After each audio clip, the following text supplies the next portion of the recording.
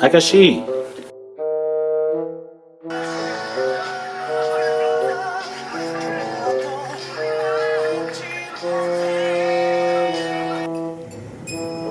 아저씨 이게 뭐야?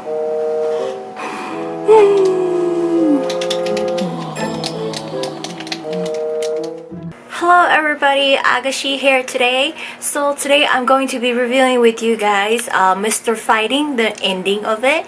So it came out to a total of 44 episodes, and I reviewed with you guys the first 5 episodes. So today I'm going to be carrying on from episode 6 until the end.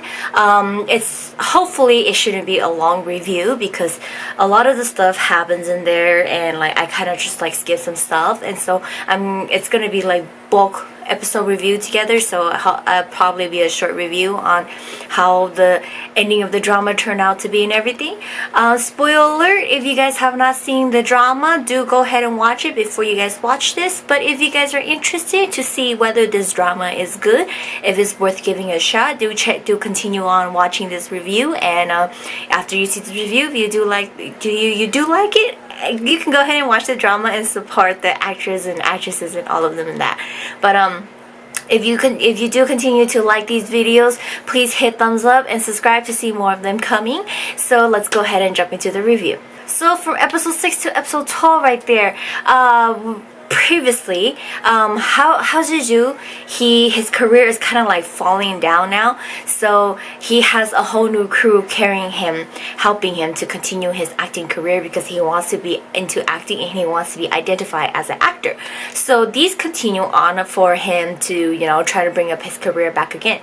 Well, they are a low budget agency, and they work on just focusing on Hao Ze Yu's character of how they can turn him into a famous actor, a very well-known actor and everything like that. So we get a new main lead. She is the CEO of their agency, pretty much his agent. And then we get Fu, which is Fuji's father. He's the driver. He drives them around and pretty much all this stuff like that. And Fuji is pretty much the manager to Hao Ze Yu, and so she's always with him, taking him to everything, and so they work together as a team now, and they meet with Dr. Ping or something like that, and he has a main role that he would like to offer for Hao Ze Yu, but he states that Hao Ze Yu is too skinny, so he needs him to bulk up, eat, and gain weight and all stuff like that. So they go on this whole long month of feeding him tons of food, everything that can get him to gain weight, so that within a month when he meets again with Dr. Ping, he can gain some weight and he can be fit for this role. And they struggle a lot to get him to gain weight because he's sensitive to food, all these stuff like that. And so you get to see them suffer a little bit trying to provide for them. And remember, they are a low budget agency, so they are in the lower classes and everything like that, but they have to make him a star and feed him luxuries. So they struggle a little bit, but they still do it, and they still help him gain weight. So he actually does gain weight within a month, and after meeting with Dr. Ping again, he changes his mind and he decides to be like, no, I want my main role, my main guy, to actually lose some weight and everything like that. So he tells Hao Ze Yu to go back and lose weight, and this kind of like upsets them, but they're kind of like, okay, whatever, he needs this role, let's do it. So he struggles again to try to lose all the weight that he's gained within a month. So Fuji helps him, they exercise together, they do morning runs and all these things like that, and they help him lose weight. And in episode 11, Hao Ze Yu finally loses all the weight that he gained and everything, and he finally got the lead role in this drama. And this drama is like pretty much old time period, and so he slowly starts to rise and all this stuff like that, and he gets to act with this actor. I think her name is Bai Jingjing or Jiao something like that. And so she's a very, very famous lady, and he is finally acting with someone famous and everything like that. But the thing is that now that he's kind of starting to get the spotlight, Fuji doesn't understand that he's a star and she has to treat him like a star.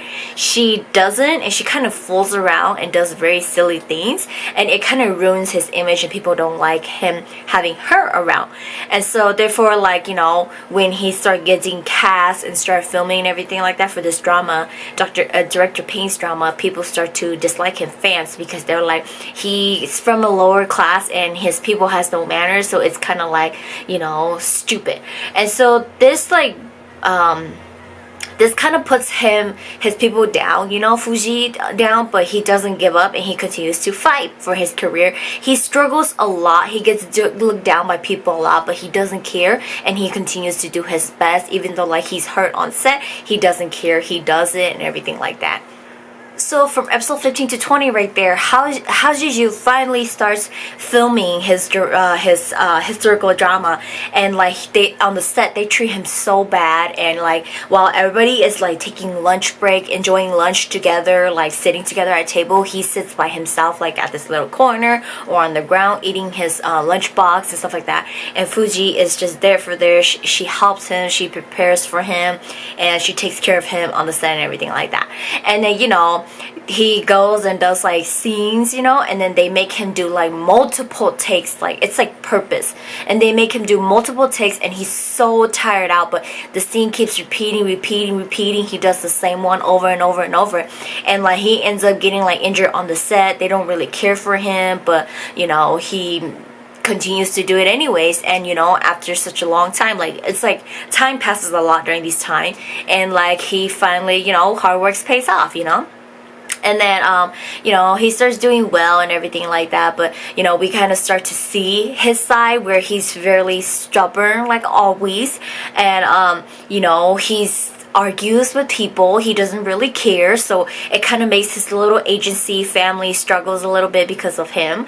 And then as the episodes went on, he finally gets news that his old agent, Tindan, died, and she committed suicide, and she wrote him a suicide letter. And like her Tindan's daughter was kind of like, you know, my mom doesn't even care about me, and my mom only cared about you, and even when she died, her last words are to you, you know. So it made Hao Ze Yu go into like this state of like, you know, he's having a hard time, he's suffering, he doesn't know what to do anymore. He pretty much blames himself that his old agent died because of him, and so he locks himself up. He doesn't speak to anyone, and he receives the letter that Tendan wrote, like her suicide letter, and he kind of like is hesitating on whether he was going to read it or not. So in episode 21 to 25 right there, this death of Tindan is giving everybody a hard time, especially Hao Ze Yu, and like he suffers the most. He blames everything, and like, you know, he refused to read the letter. But you know, everybody, like time has went on, everybody is making peace with the death, and they're kind of just like, you know, it's okay, things happen. She was suffering a lot too. That's the reason why she gave away Hao Ze Yu to Nu Mei Li, because she was suffering as being not making his dream come true as his agent, so she passed him on to someone else. It's not that she gave up on him, she gave up on herself. And so, you know, there's that. And like there's rumor going around now that like the reason why she died was because of Hao Ze Yu. He caused her to die, and so it was making it really hard. And also he kind of like just kind of took a step back on his career.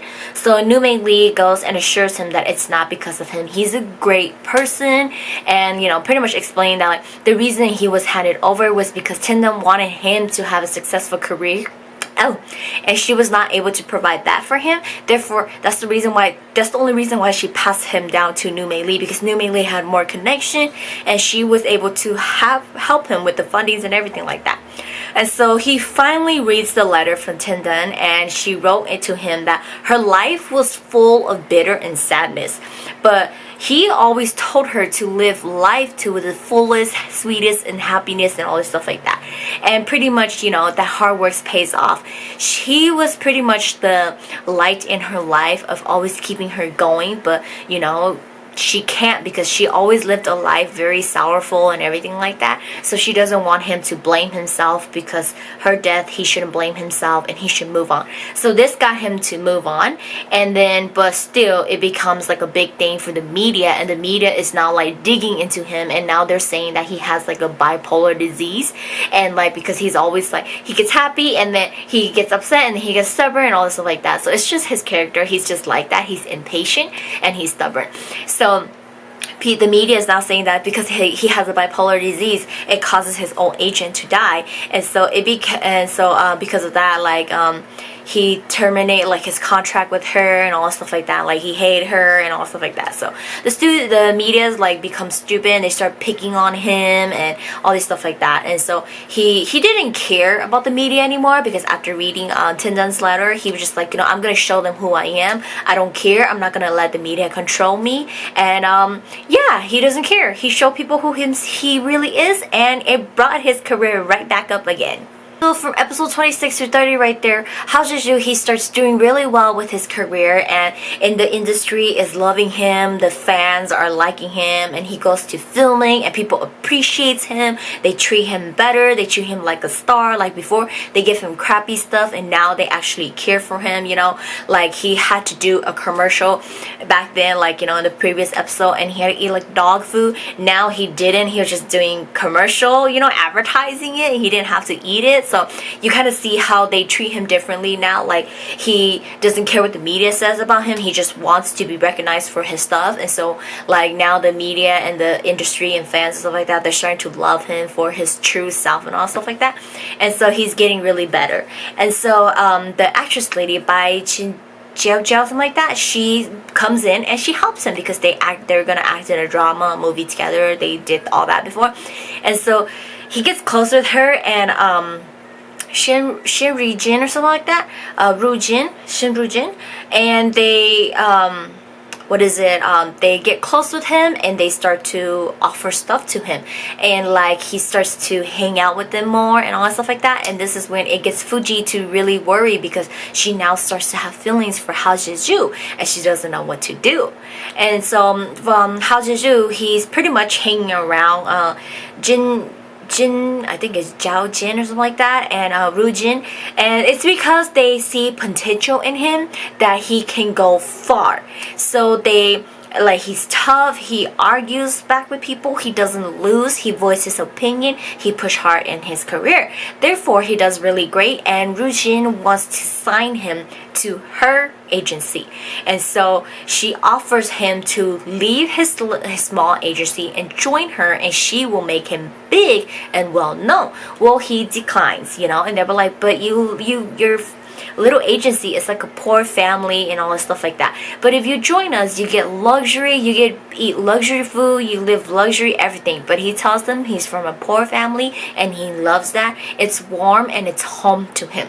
So it's kind of like showing to like pretty much like, even though he's a star, he enjoys his life and he remembers where his roots came from. So from episode 31 to 37 right there, Hao Ze Yu lands a romantic drama, and he starts filming and he starts playing love scenes with Fuji and asking her to help him.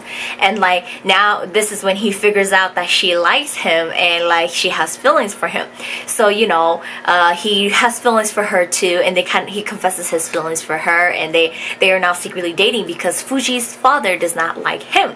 And so they keep it a secret, hiding it from her father and Lee and all this stuff like that. And they because she's his manager, they can go together to places and she gets to be with him and all this stuff like that while he's filming and everything. But his drama starts taking him away and he now has to fly out, and he flies out for filming and she has to wait for him to return, all stuff like that. So he's throughout this time, like he flies out and he doesn't see her. He sends her emails, sends her phone calls, text messages, all stuff like that. He flies back and sees her for a bit only, and he flies back out again. And then and then eventually he ends up having to go, and he can't return for a certain time until the drama finished filming.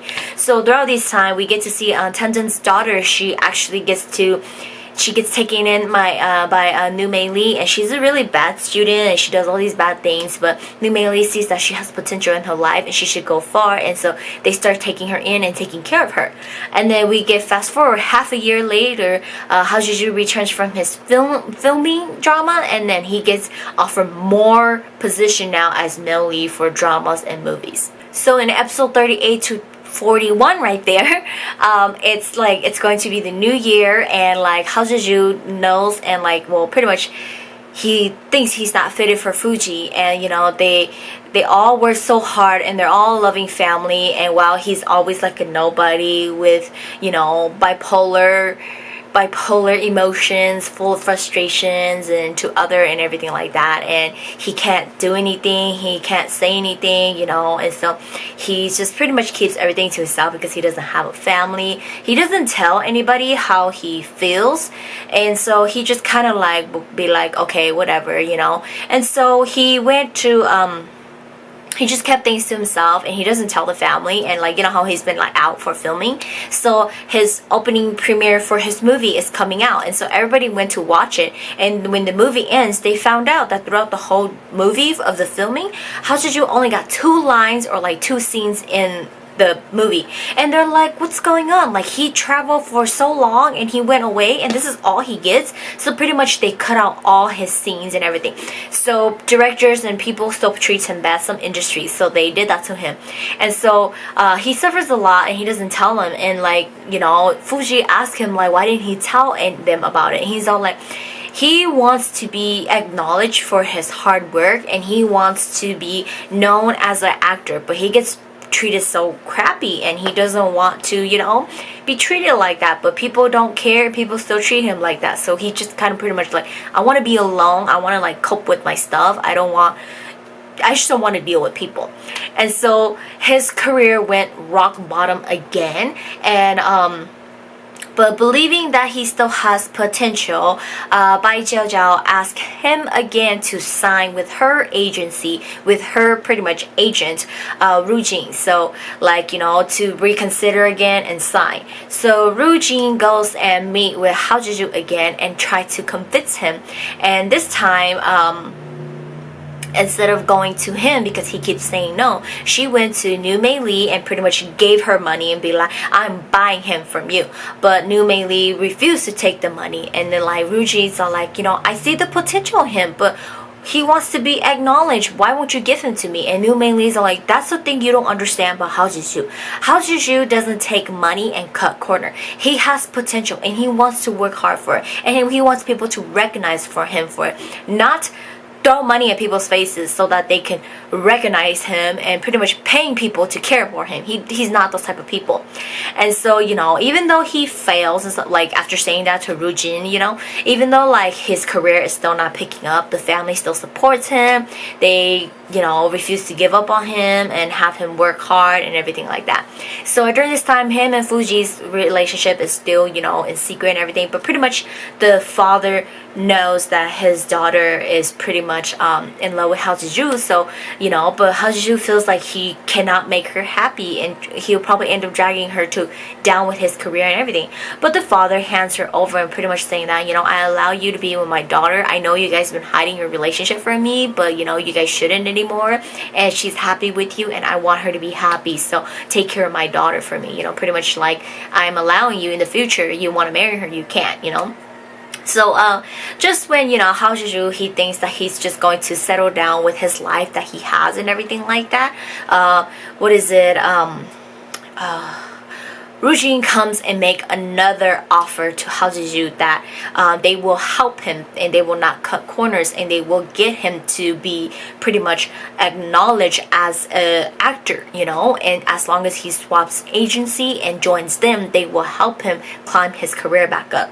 So this is when New Mei Lee finds out, and she kind of worries, and she goes and speak with him about his thoughts.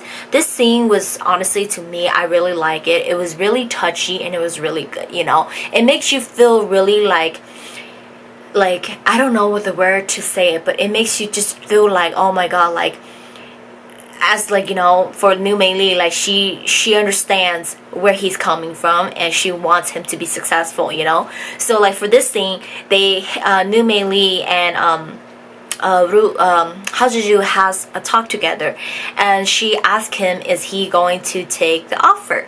And he says he gave her an honest answer. Ru Jin can give him what New Mei Li can't, but what New Mei Li can give him, Ru Jin cannot give him either. So she immediately understood what he meant. New Mei Li is family to him. She gives him a roof, she gives him food, she takes care of him. She's like a mom, pretty much, a loving mom to him, and he loves that. He enjoys that, and he loves her for that too. But like pretty much when it's pretty much you as a parent, you can provide that for me, but I need to go on and get my career started, which Ru Jin is the person who can do that, you know. So she tells him that, like, you know, so it makes it really hard for him to choose. But New Mei Li tells him that she never stopped believing him from the start. There's the reason why she picked him to, you know, raise him up to become a star and everything like that. He has to understand the difference between work and family, and Ru Jin is work and she is family. So he deserves a promising future and he should take the offer. And she will always be there for him no matter where he goes. If he goes, he has problem, he turns back, New Mei Li will still be there for him because she's family to him. So after hearing these words, Hao Ze Yu is pretty much like, okay, I'll take the offer. So he signed with Ru Jin's agency, and once again, he leaves his family behind and he goes off to build his career. So for episode 42 to 44 right there, Hao Ze Yu's character, his career skyrocket, and he becomes so busy and he is now unable to see his family for a long time. He still keeps in contact with them, he still has his relationship with Fuji, and you know, they're always emailing each other and everything. And you know, now New Mei Li, their only star in their agency was Hao Ze Yu, and he's got signed to a new company, a new agency. Now they decide to open up a restaurant, you know. So the three of them start a restaurant together, and a year went by and Hao Ze Yu is not happy with Ru Jin. He wants to be an actor, he wants to act, but she puts him through variety shows and commercial and plays, and she doesn't care to put him into movies or dramas, and he's not happy about it. But you know, it's pretty much like Ru Jin's company kind of focus only on her big star, which is by Jiao Jiao. So you know, he ends up as Hao Ze Yu ends up as a special guest with Bao Jinjiao for her new movie, and he gets asked the question about why hasn't he been in a movie or a drama, and his statement is pretty much what the company writes for him, his script, he reads it, and he memorizes it, and he said that it's because they haven't found him a suitable script, so he's just going to wait on that, and he believes his agency will find one for him. And then another interviewer asked him if he has a girlfriend, and you know, Ru Jin is pretty much shaking her head like, no, do not answer it. Whether you have a girlfriend or not, do not tell them. And he ignores it, and he states he has a girlfriend. And now the media is all focused on him, and they don't even care about Bao Jinjin's Bai Jianzhao's drama or movie or whatever like that. And Ru Jin is so upset about it, and Hao Ze Yu is like, he doesn't care, you know. He don't even care, like she didn't even care for his career, and she didn't care to make him the promise that she said she was going to do, and to make him be recognized as an actor. So he just doesn't care. They want to keep him because he's capable of doing other things, and so you know, he's just like kind of like, whatever, you know, I don't care anymore. And so this scandal of Hao Ze Yu's girlfriend came up, and Ru Jin is trying to find something to cover it up and putting Hao Ze Yu into something so that it will cover up who is his girlfriend. And in the process of sending him away, Fuji's father passes away, and he's trying to rush to the funeral, but they put him on the plane and they tell him to leave for filming, and they refuse to let him come to the funeral and help.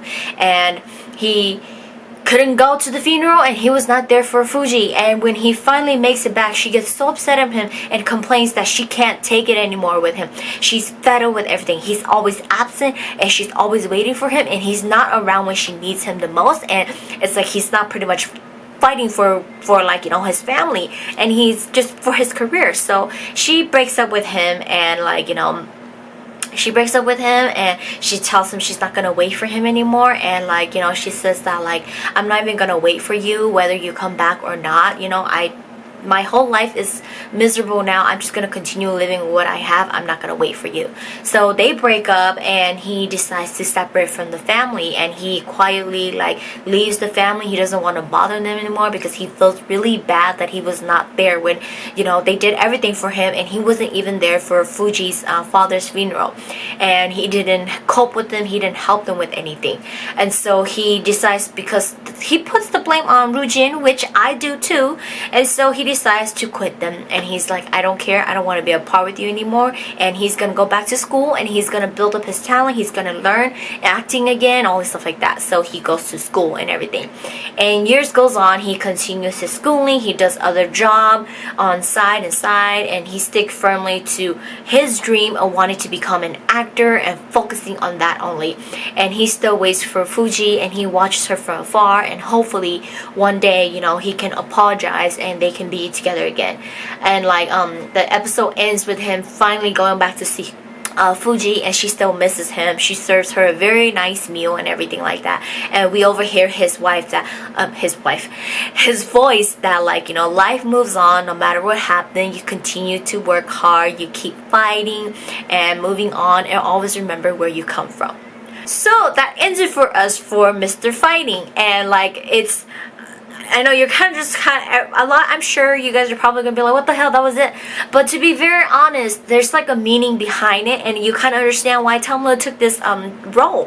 Deng Lun's life, I found out he started something like this, you know, his life as how he wanted to become an actor. He started off something like this, and he was struggling, and so this was pretty much like a story explaining partial what his life was like, you know, working really hard, not being acknowledged, and not being able to be an actor like how he wanted, and he struggled. But now he is the actor he wants to be, and he's great at it, and he's wonderful, and you know, everybody loves his acting, and he's great and all stuff like that. He sings, he acts, and play basketball, and all these things in commercial and all stuff like that. So there's a reason why he took this role, is because it's similar to how he started off his career. And so it's pretty much like, no matter what happened, you continue fighting, you keep fighting until you get to the end. Who cares if you fall, get back up. Who cares what the media thinks of you, what they say to you, you know, get back up and continue on. So that's pretty much the message behind this drama, which is really good, and it portrays to all, both male and female. And it's not just like, oh, you know, get back up to a man. No, a female, you get back up and you continue working hard. Whether your career hits rock bottom, you get back up, you don't give up, and you keep going, because some opportunity is going to come to you in the future. It's just not your time right now yet, and later on you will shine, you will do well. So that's pretty much the message behind this drama, and it is really good. There's some very memorable scenes, very memorable quotes and stuff they say, and I really enjoy it. I really liked it. There's some stuff I do skip around because I kind of didn't really care about it. I just kind of focus on his character, especially when I found out that this drama was similar to his life. That got more interesting. So I've watched a lot of his scenes and stuff like that to kind of like see, like, you know, it's because it's pretty much similar to his story, you know. So it's really nice to see that. But that is it. That is all I have to say about this drama, and that is the review of it. And if you guys have not seen it, do check it out, and I will see you guys in the next drama review.